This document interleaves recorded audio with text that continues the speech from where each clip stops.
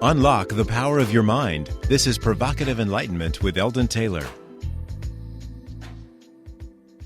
Welcome to an hour dedicated to the notion of enlightenment, an hour for inquiry and reflection, all in a part or an effort to understand exactly what enlightenment means and what it is to be enlightened. An hour devoted to exploring the edge of consciousness and all that is implied thereof. An hour that recognizes the nature of the subjective experience as being at least as important as the objective reality we reside within. Indeed, an hour for the open-minded, willing to examine their deepest beliefs, an hour designed to help us go further inward and perhaps challenge some of those old ideas about the world we live in and the people we have become. This is an hour where we strive to evaluate knowledge as inseparable from the total experience of reality. I'm Eldon Taylor, and this is Provocative Enlightenment.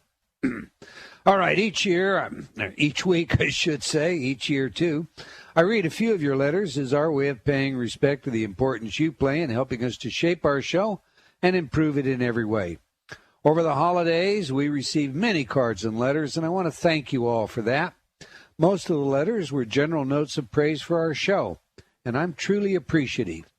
Many of you must have been checking on the wonderful collection of archive shows here at Hay House Radio because we received a number of emails about some of the older shows as well. Claudia wrote, quote, "Thanks for the Provocative Enlightenment show, especially the October 26, 2010 show. A very well done explanation and sampling of your product, method, and testimonials." Brenda wrote, "I really enjoy your program on Hay House Radio. I look forward to your free MP3s and the great results that always happen." Now, great results I know will happen. Claudia and Brenda are referring to our patented InterTalk technology, and remember, if you go to eldontaylor.com, you can download your free MP3s. It's just our way of paying it forward. Peter wrote, "I was inspired by the simple techniques explained in your book, Mind Programming, and for the first time, I felt without doubt what the meaning of truth is. Thank you." Well, thank you, Peter, and I'd remind you all, Mind Programming is in paperback, comes with a free CD, and is about $10 at Barnes & Noble and Amazon.com. Rosie wrote, "Happy New Year's, Eldon. I know you will make it a fantastic one. I think you are the best. I remember checking you out at Hay House and thinking, I'm not so sure, but entered your conference, and who would have thought? You blew it out of the water. You can't judge a book by the cover. You are amazing. Thank you, Eldon." Okay, now, thank you, Rosie. But I have to admit, I'm not quite sure how to take that one. What do you think, Ravinder? I mean, what does my cover say? Does it say stay away or something? Your cover is gorgeous. Yeah. Absolutely perfect to me. All right, well, we're glad you came, Rosie. Elizabeth wrote, "I am grateful for your wonderful program, Provocative Enlightenment on Hay House Radio. You have the most terrific guests and leave me wanting to learn more. I usually listen to you via your rebroadcast and will continue to do so." Well, thank you, Elizabeth, and thanks again to all of you. We could take the entire show today just reading your wonderful comments and letters, but that's all the time we're going to take. We've got a great guest. We've got a couple of books that we're going to discuss. That said, I do invite you to opine by leaving comments on my website, emailing me at eldon@eldontaylor.com, and or joining me on Facebook. I do read all of your letters, and they do impact our programming. So once again, thank you very much. Now to today's show. I hear all of the time about so-called hocus pocus. Among the many people that I interface with, there are some that are both scientists, physicists indeed, and atheists. One that I know likes to brag about the difference between those that believe and those that do not, according to a calculus of intelligence. Among his favorite quotes is this one by Sam Harris, Chief Executive Officer of Project Reason. Quote, "Although it is possible to be a scientist and still believe in God, as some scientists seem to manage it, there is no question that an engagement with scientific thinking tends to erode rather than support religious faith. Taking the U.S. population as an example, most polls show that about 90% of the general public believes in a personal God. Yet 93% of the members of the National Academy of Sciences do not. This suggests that there are few modes of thinking less congenial to religious faith than science is. Close quote. To that, I have often heard Richard Dawkins quoted in some form or another, such as this quote from the Telegraph. Quote, "But what are we to make of Richard Dawkins' point in the God Delusion, that Mensa, the Society for People with High IQs, has published an article concluding that of 43 studies of the relationship between intelligence and religious belief since 1927, all but 4 have found an inverse relation." Or of his statistic that only 3.3% of the fellows of the Royal Society believe that a personal God exists. Close quote. One of the ideas that proliferates in spiritual circles, New Age circles today, has to do with how hard science is coming on board with ancient philosophical and metaphysical propositions. And of course, there are a few good scientists, the likes of which we've hosted, like Tom Campbell, Rupert Sheldrake, the Amit Goswamis, the Michael Talbots, the Ken Wilbers of the world, and so forth. But the vast majority of scientists simply are not on board. It is a mistake to attempt to argue science in favor of metaphysics with a scientist unless you are yourself a scientist first in the field of debate, like quantum physics. Arguing for the uncertainty principle as an example of consciousness entering the world of manifestation will only yield 10 other possible explanations together with an exposition on why this is so misunderstood, quote, by the lay masses. Some may say, and well, perhaps it should be that way. After all, let science do science and spirituality or metaphysics do metaphysics. The problem with this solution is that it is both too simple and too troubling. It is problematic to infer something about the universe that runs afoul of science.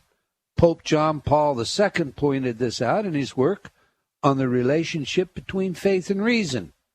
So we sometimes stumble on, hoping to find more scientists that will agree with how we think the universe must work. Well, as you've heard me say before, there are those that use the words of science and fail to understand the underlying principles. However, not all that find the supernatural a real possibility are less bright folks, as Harrison Dawkins might like us to believe. Indeed, I would and have suggested there are both methodological and psychological reasons that exist for the numbers attributed to those who, in their words, quote, do not believe in a personal God, close quote. But then that's another show. We are fortunate around here to be able to bring you bright minds with excellent credentials and at the same time willing to challenge those who would hide behind science or use science inappropriately. Our guest today is one such exception to the numbers quoted for Mensa. In fact, his work directly faces the charges of skeptics and then quite systematically demonstrates their flaws and inadequacies, literally decimating the bulk of them. Educated at Oxford, he holds 2 degrees, one in philosophy and another in economics, and he teaches internationally. Our friend, Rupert Sheldrake, wrote the foreword to his book, Parapsychology and the Skeptics, and Dr. Sheldrake had this to say about the book. Now, quote, "A masterly guide to the frontiers of science, belief, and exploration," close quote. Chris's newest book is titled Science in the Near-Death Experience, How Consciousness Survives Death. We are going to talk a little about both today, so let's meet our guest and welcome him to the show. Welcome to Provocative Enlightenment, Mr. Chris Carter. How you doing, Eldon? I'm doing great, sir, and it's wonderful to have you join us. You're in Colombia, I understand. That's right. I'm in Cartagena right now. In your hotel room, and we really appreciate you going out of your way to join us. Let's begin, if we can, Chris. I mean, you heard the setup piece, and when I think of people like, bless him, Christopher Hitchens, because he's dealing with cancer right now, or Richard Dawkins and so forth, I think of scientism, not skepticism. What's your take on this?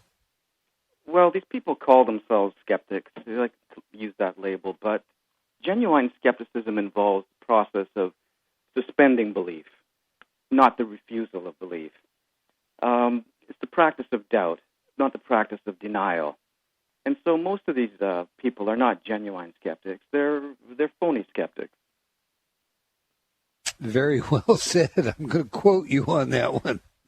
Listen, before we get into your books and your research, and I love both books, by the way. They are terrific books, and I'm going to tell the listening audience out there you want to get them. I mean, they are really good. They're well done. But before we get into that, there's a lot of chatter out there today regarding the thousands of birds that have fallen out of the sky in Arkansas and Louisiana in the last couple of days, as well as the tens of thousands of fish that were reported dead just the day before in Arkansas. Have you heard about this? I heard a little bit. I don't know any of the details. Well, and some are calling this an eschatological event, the apocalypse, end times is prophesied.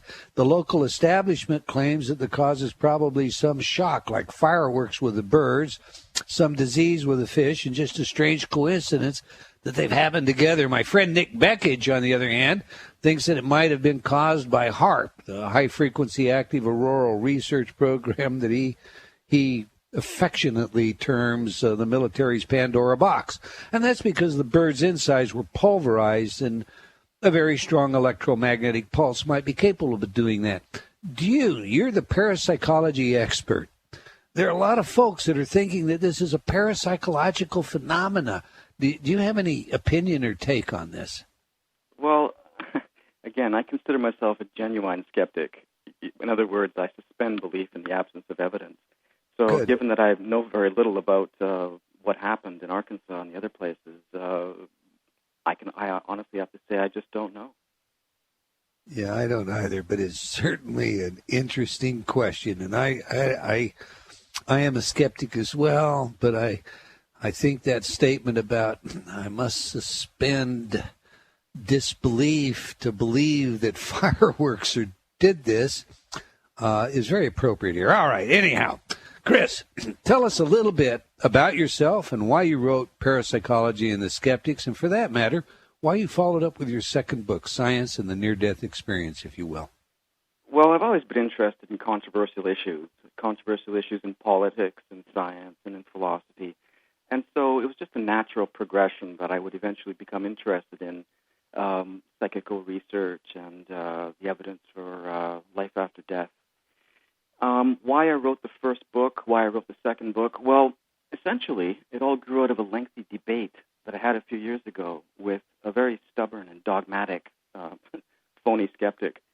I was frankly shocked by his ignorance and by the crudity of his arguments. And so I decided that a book was needed to examine the evidence that the mind can function independently of the brain. That you wouldn't like to tell us who the skeptic was, would you? I'd rather not give him any free publicity. Okay.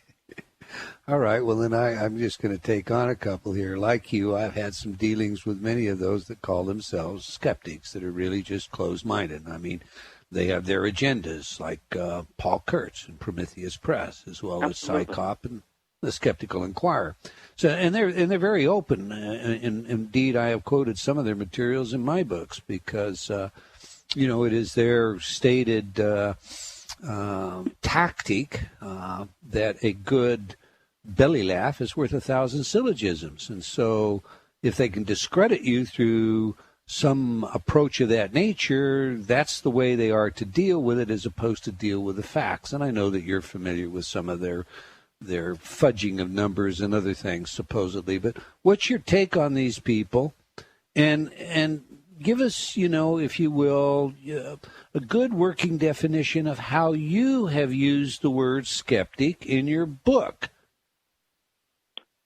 Well, again, a genuine skeptic is someone who suspends judgment in the absence of evidence. It's someone who says, show me the evidence.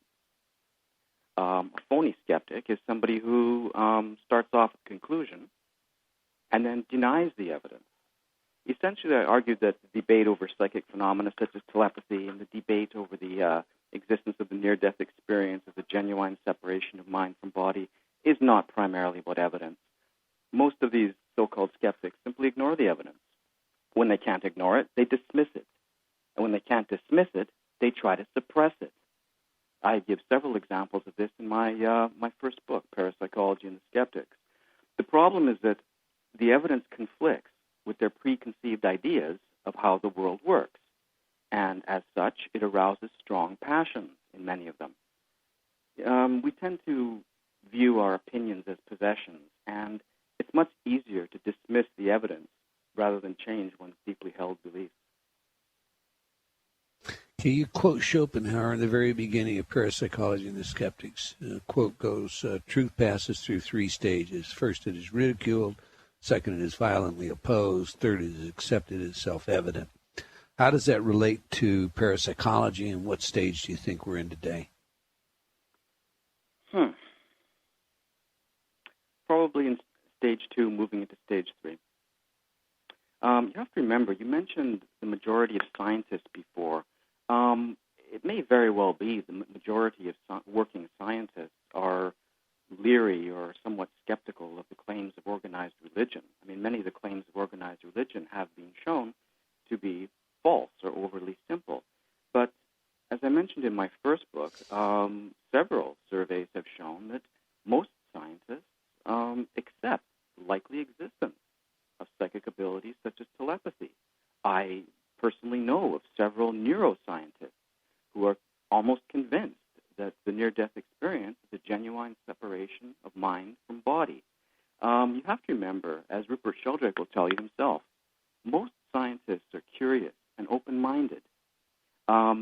These phony skeptics, the people at Psychop and so forth, these are a very visible minority. Many of them are not even scientists. But most of the skeptics, the so-called skeptics, are either psychologists or philosophers. And the problem is that their thinking is partly ideological, and it's partly wedded to classical physics, which has been known to be fundamentally flawed for over a century. And so they're simply ignorant of the fact that many prominent physicists, such as Costa de Beauregard and the Nobel Prize winner Brian Josephson, David Bohm, several others, have gone on record as saying that there's absolutely nothing in new physics, quantum mechanics, that will be compromised by the existence of psychic abilities such as telepathy. Indeed, there's been several physicists, such as Evan Harris Walker, who have proposed models of how psychic abilities such as telepathy may work and how the mind may interact with the brain, based upon commonly accepted quantum mechanical principles. You know, for what it's worth, and I'm going to throw this in before I ask you to flesh out part of that answer, my own experience suggests that, you know, when you look at the way most of these questionnaires are formed, it's always the question having to do with a personal God. And this personal God, as you refer to, is the personal God built into traditional religion. So it's this personal God that is there, that can intercede on your behalf, that is constantly tending all the matters, that is omnipotent, omniscient, omnipresent, et cetera, and so forth.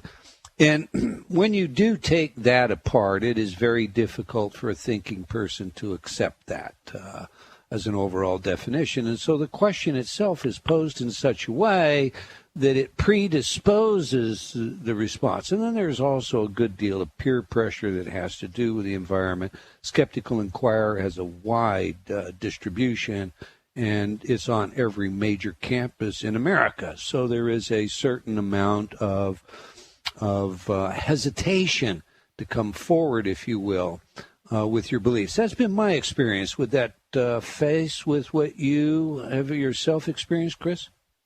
Yeah, well, the Skeptical Inquirer should really be thought of as Psychop, or CSI, as they're now known.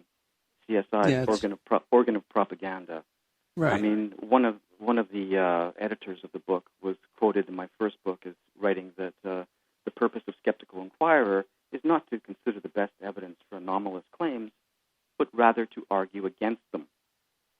whether these are people that have made up their minds and they're defending their preconceived ideas against disagreeable data. But again, strenuously denying disagreeable data that disagrees with our pet theories, with our preconceived ideas, is the defining characteristic of pseudoscience. That's a fact. All right. Well, let's take on some of that data. Your book, your first book, Parapsychology and the Skeptics. You begin by looking at data. Actually, you begin by looking at skeptics and their arguments, and then we move into the data and the comparison. Tell us about the difference between Rhine's initial card hits, the data that came out of that, and the Gansfeld experiments where we basically put a person in isolation. Tell us about what you found as a result of that research when you compiled the data. Well, the research of J.B. Rhine, he was one of the first to apply rigorous experimental techniques to the investigation of telepathy and so forth. He gathered a great deal of very strong evidence. He really impressed people. Back in 1951, the psychologist Donald Hebb wrote this. Here's a quote. "Why do we not accept ESP as a psychological fact? Rhine has offered enough evidence to have convinced us on almost any other issue." Then he goes on and he says, "Personally, I do not accept ESP for a moment because it does not make sense. My external criteria, both of physics and of physiology, say that ESP is not a fact despite the behavioral evidence that has been reported. I cannot see what other basis my colleagues have for rejecting it. Rhine may still turn out to be right, improbable as I think that is, and my own rejection of his view is, in a literal sense, prejudice." Now, that was written in 1951, and basically what he was saying is that he was saying that if ESP was a fact, then physics and physiology would be wrong. But again, Hebb was a psychologist, and he simply was not ignorant of modern physics. And there's nothing in modern physics that rules out the existence of telepathy. Right. And as you said, it actually implies that possibility. And indeed, I've seen arguments that mathematically it could have been deduced if it hadn't have been actually discovered. I assume you concur with that. Well, it's debatable, but there is as I said before, most of these skeptics are psychologists and philosophers. They've done, be nice to the psychologist, will you, Guy? Pardon me? I say be nice to the psychologist, will you, Guy? I'm not saying they're all bad. When they've done I mentioned the surveys that they've done, asking scientists whether they think that extrasensory perception is impossible, a small possibility, a likely possibility, proven beyond reasonable doubt. And I said that most scientists, I think it's around 70%, say that it's at least a likely possibility. But when you break it down by discipline, the majority of those saying that it's either impossible or highly unlikely are psychologists, and to a lesser extent, biologists. Okay, we'll talk about that when we come back. We're coming up on a hard break here. All right. You're listening to Provocative Enlightenment on Hay House Radio. My guest today is Chris Carter, and we're discussing his books, Psychology and the Skeptic, as well as, and we'll get to that in the next half hour, Science and the Near-Death Experience. Great books. Check out the links on the website, eldontaylor.com/chat. It'll take you right to them. We'll be right back after these words from some of our friends.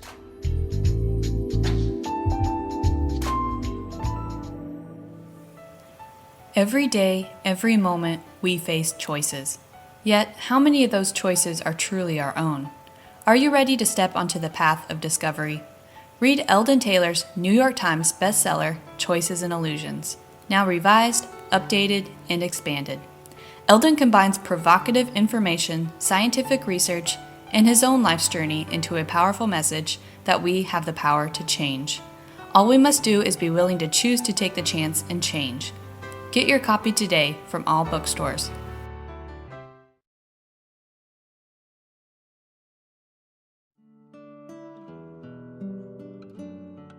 Have you talked to yourself lately? What does that inner voice say? Are you constantly hearing negative feedback? Ready for a change? Inner Talk, Eldon Taylor's patented subliminal technology, can do just that. Change your inner self-talk. Turn off the negative by replacing it with positive affirmations. Inner Talk has been researched at universities such as Stanford and by governments around the world, and has been proven effective at priming your self-talk. Armed with a new positive outlook, you'll find everything becomes easier, from losing weight to stop smoking, giving presentations to riding horses. Learn new things to being a powerful salesperson. Choose your title for change today. Visit www.innertalk.com. That's INNERTALK.com. Innertalk.com.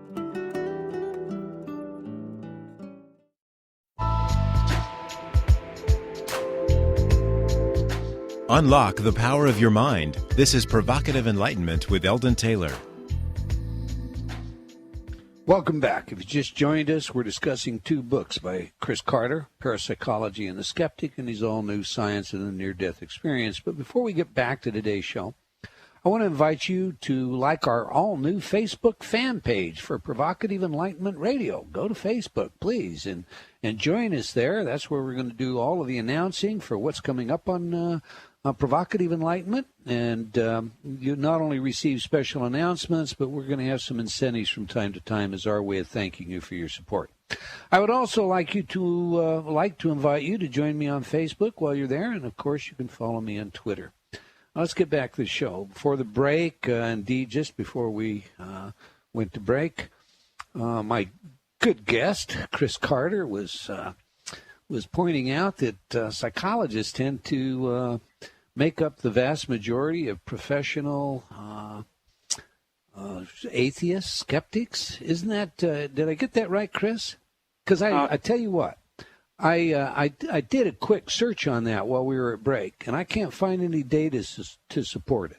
And I don't want to waste any time in the show. I'm a fellow in the American Psychotherapy Association, so obviously I have some interest here. But I would love to see that data that breaks out that shows that among those scientists that are atheists, the large proportion is psychologists. Let's leave that. Yeah, I didn't say atheists. I said skeptics or phony skeptics, if you will, of the subject of parapsychology. Now, both of those surveys are mentioned in my first book, Parapsychology and the Skeptics. I mentioned that fact. Yeah, well, I maybe I missed that, but that's all right. Let's go to book two. Can I read a quote by the great psychologist Gardner Murphy? Absolutely, of course. Okay, he was president of the American Psychological Association and later of the American Society for Psychical Research. So he was obviously not a phony skeptic. And in 1968, in a speech, he urged his fellow psychologists to become better acquainted with modern physics. He wrote, and this is a quote, "The difficulty is at the level of physics, not at the level of psychology. Psychologists may be a little bewildered when they encounter modern physicists who take these phenomena in stride. In fact, take them much more seriously than psychologists do, saying, as physicists, they are no longer bound by the types of Newtonian energy distribution, inverse square laws, etc., with which scientists used to regard themselves as tightly bound. Psychologists probably will witness a period of slow but definite erosion of the blandly exclusive attitude that has offered itself as the only appropriate scientific attitude in this field.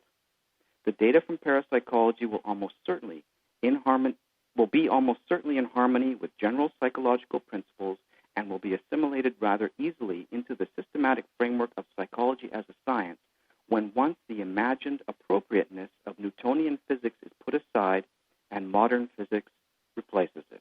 Okay, and that quote is from the 60s. And yes. I would suggest to you that is already materialized, that you're a half a century behind bringing not among psychologists. Yeah, among psychologists. Christopher Hitchens is not a psychologist. Dawkins is a biologist. Kurtz is not a psychologist. Randy is not a psychologist. What we have out there today, most psychologists do embrace the quantum. Most are indeed. They tend to be much more supportive of extrasensory perception, psi phenomena, parapsychology, near-death experiences, the whole spiritual gamut. this humanistic idea disappeared by and large back in the 70s. So, not to disagree with you, but to give you my side of what I see there, we don't have the same kind of skeptics today that existed in the 60s. But that said, again, let's move on to your newest book. All right. I do agree with your principles of skepticism. A skeptic is indeed absolutely someone that suspends judgment. True skepticism, actually, philos, Greek skepticism, admits that they can never know anything, ever, for certain. Yes. But we'll forget that kind of Greek skepticism and indeed think about a skeptic that is willing to examine evidence, as you put it forward in your great book, Parapsychology and Skeptics. In Science and the Near-Death Experience, you continue with your approach to phenomena, if you will, and I can see your predisposition to want to take on the controversial material. Not long ago, we had Doctors Raymond Moody and John Turner on the show, and we discussed NDEs, and of course, Moody is given credit for even, for the term NDE. As you know, and as you alluded to briefly, skeptics' chief argument regarding this amounts to an explanation that's generally based on some electrochemical dying process and oxygen starvation or the likes of that. In fact, Paul Kurtz, who we've talked about, says it's a biological basis for minds, period, end of quotation. Get used to it. For life, that's all there is. How do you treat these objections? What did you find to the approach to their criticism, and how would you rebut it today? Well, the quote from Kurtz, which you just mentioned, is really a statement of his faith. It's not a statement of fact. But true. Right. But again, yes, the materialists use a variety of materialist explanations to try to explain away the near-death experience, such as oxygen deprivation, the effect of seizures, and so forth. Let's consider the first one, oxygen deprivation. That's probably the single most common materialist objection that's put forth to explain the near-death experience. But the effects of oxygen deprivation are well known. They've been known for decades. Mountain climbers often experience it. Pilots flying at high altitude have experienced it. And it's well known that as the brain is deprived of oxygen, it ceases to function properly. When blood flow to the brain is cut off, as for instance in cardiac arrest, the brain suffers from oxygen deprivation. And it's well known that as the brain suffers from oxygen deprivation, it ceases to function properly. As the oxygen supply is reduced, the person becomes progressively more disoriented and confused. And this is in sharp contrast to the clarity of thought and perception described over and over again in the reports of near-death experiencers. Pilots in training regularly undergo oxygen deprivation in flight simulators in order to make sure they can get their masks on in time. Those who fail don't have near-death experiences. They can experience confusion and disorientation, sometimes trying to land their simulated planes on the top of simulated clouds before they lose consciousness. And in my second book, Science and Near-Death Experience, I mention a report from a man who experienced both oxygen deprivation while flying at high altitude as a pilot with the Royal Air Force, and who years later, had a near-death experience as a result of a heart attack. He was a man named Alan Pring, and after he had his near-death experience, he wrote, and I quote, "I found myself floating along a dark tunnel, peacefully and calmly, but wide awake and aware. I know that the tunnel experience has been attributed to the brain being deprived of oxygen. But as an ex-pilot who has experienced lack of oxygen at altitude, I can state that for me, there was no similarity. On the contrary, the whole near-death experience from beginning to end was crystal clear." So I don't think that oxygen deprivation even comes close to explaining any of the features of the near-death experience. Persinger had, of course, theories about anatomical basis for religious experience. And one of the objections that I've heard about NDEs has to do with how the brain shuts down and the order in which different, shall we say, compartments, since we think of it that way today. If you had an opportunity to look at any of those arguments, or do you have an idea about that? Well, those are, you mentioned two slightly different things, actually. Persinger has maintained that he can replicate the effects of the near-death experience by applying electrical discharges to the temporal lobes of subjects using something called, well, it's basically a helmet. Now, what he's trying to do is he's trying to use the explanation that seizures may be responsible for the effects of the near-death experience, because sometimes when people suffer from oxygen deprivation, their brain generates abnormal electrical discharges resulting in seizures. And seizures in the temporal lobes of the brain may indeed cause auditory and visual hallucinations, memory flashbacks, and so forth. And so these seizures are thought by some researchers, such as Persinger, to be a primary cause of the near-death experience. Persinger is a psychologist at Laurentian University in Canada, and he's tried to mimic temporal lobe seizure phenomena by electromagnetic stimulation. And as I said before, he's boasted that he can replicate all the major components of the near-death experience. But I discuss his work at length in my book, and if you look at his data, the claim is simply not true.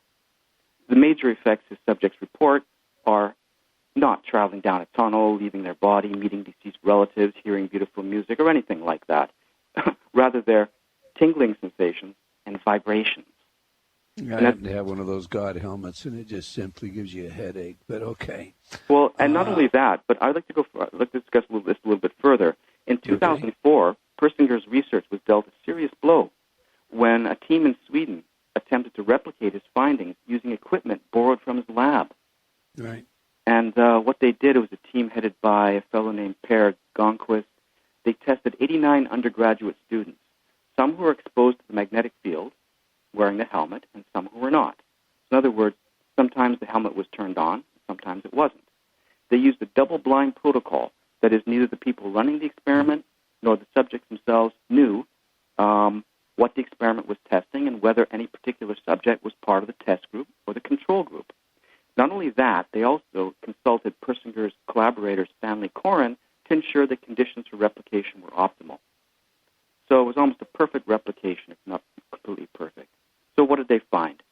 The Swedish team found no effect from the magnetic fields whatsoever. The only characteristic that predicted what the subjects reported was personality. The subjects who were rated highly suggestible on the basis of a questionnaire reported strange experiences when they were wearing the helmet, whether the current was on or whether the current was off. Yeah, I'm familiar with that.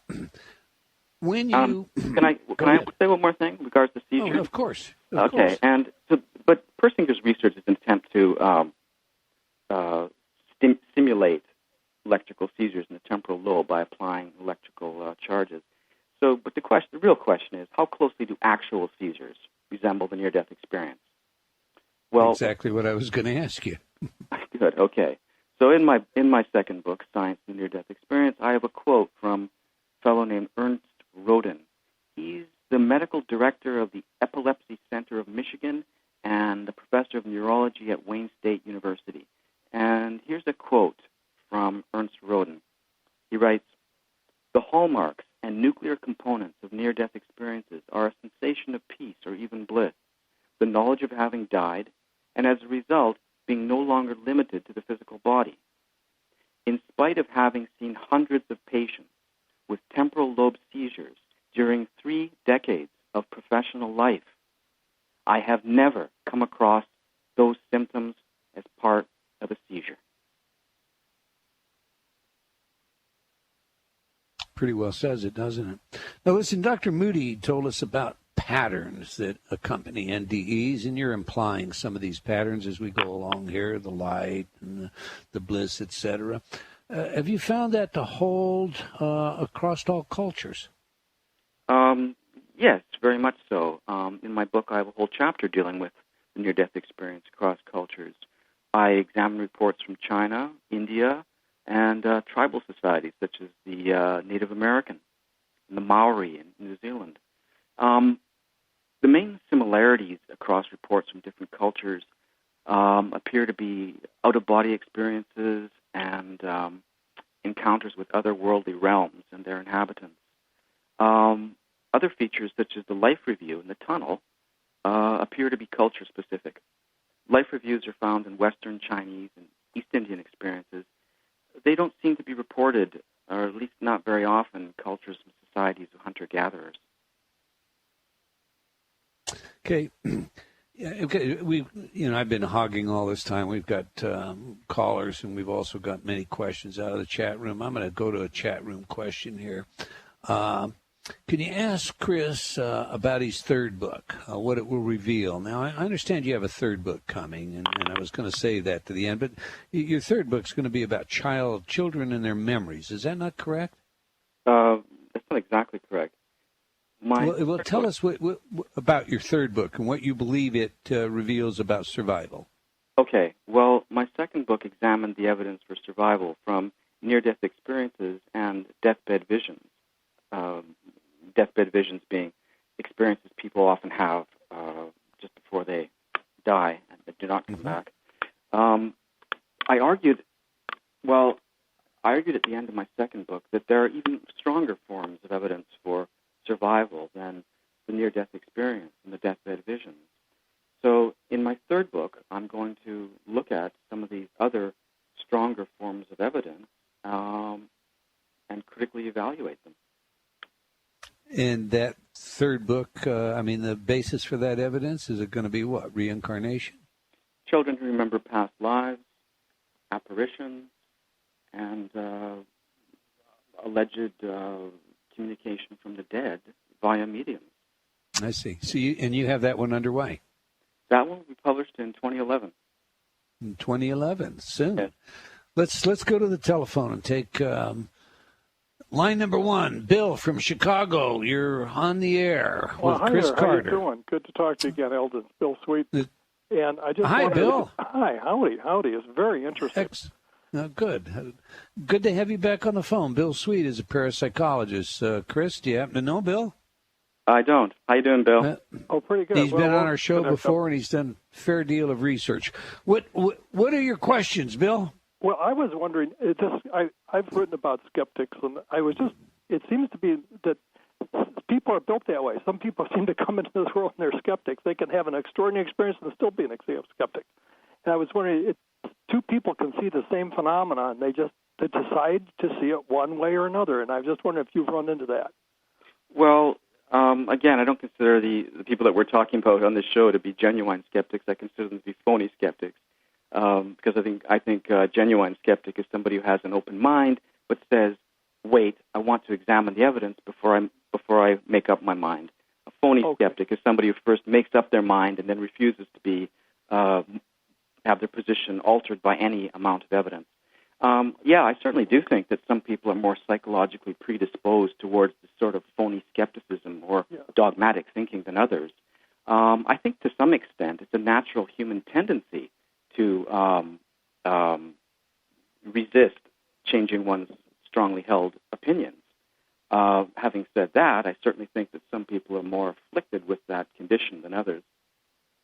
Well, very good. I appreciate that. I have heard, and it's my opinion that the near-death experience is going to be one of the strongest evidences for them, because I've heard a number of people talk who were former atheists and former skeptics who themselves had near-death experiences, and then I hear them talk, and they say, "I can't believe what I used to believe. I could share it with you, but I can't tell my friends. I can't tell my people I work with, because they all think I'm that way. And I still want them to think I'm that way, but I can tell you can tell an audience of strangers that they now believe this is real, but they can't talk to the people they're close to.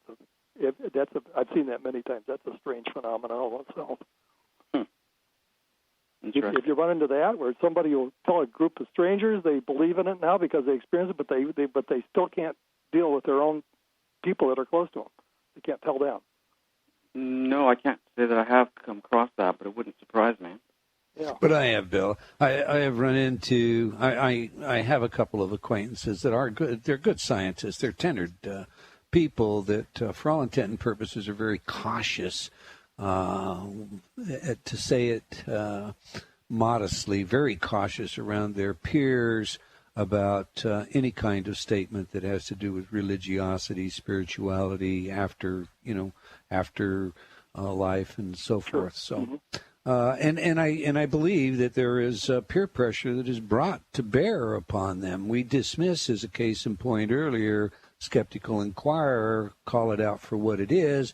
Nevertheless, it has a tremendous influence over serious researchers in a number of institutions, because nearly every university in America receives that subscription. And so if you happen to be a scientist, you're going to be reading about this, that, and the other through the lens of the skeptic, and not the true skeptic, but the lens of...